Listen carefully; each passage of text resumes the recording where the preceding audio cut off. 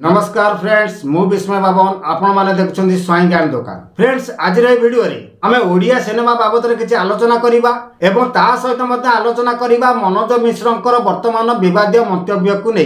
आज्ञा कथा हो वर्तमान समय रे ओडिया सिनेमा को आम ओडिया दर्शक माने केते भलो पाउछन्ती ता आमे समस्त जानिछि। बहुत दिन पर दमन आस्तिला जा ओडिया सिनेमा ने एक नुआ अध्याय सृष्टि करिथिला। तापर आसिला पुष्करा प्रतीक्षा एक नुआ आशा संचार करिथिला ओडिया सिने दर्शक मानक मन भितरे। तापर किछि दिनर निरवता पर एबे आसिथिला कर्म एवं भिलेन जा दुईटी फिल्म लोक मानक द्वारा आदृत होईछि।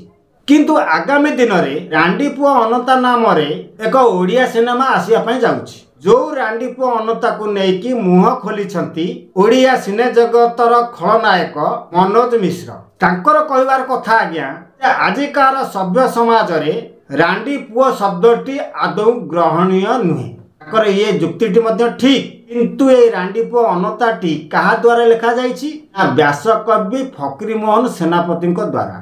फकीरमोहन सेनापति द्वारा लिखा जाइथिबा विभिन्न काव्य कविता गल्प उपन्यास आमे समस्ते स्कूल ठारो कॉलेज पर्यंत विश्वविद्यालय पर्यंत पढ़ुचे। सरकार तो कहीं एपर्यंत फकीरमोहन सेनापति द्वारा लिखा जाइथिबा रांडी पुओ अनता शब्दटी खराब बोली तांकर काव्य कविता गल्प उपन्यास कालजयी तांको क्रिटिसाइज करछन्ती हमर मनोज मिश्र। जेतेबेले ओडिशार साहित्यिक माने मनोज मिश्रकर एभली आचरण को बा मंतव्य को विरोध कले तापर मनोज मिश्र सोशल मीडिया रे आसिकी क्षमा प्रार्थना कले। तो मो कहिबार कथा आज्ञा मनोज मिश्र होचंती जने सिने कलाकार। ओडिया सिनेमा किभली भलो हबो से बाबत रे जो मतामत दउछंती ताहा ग्रहणीय।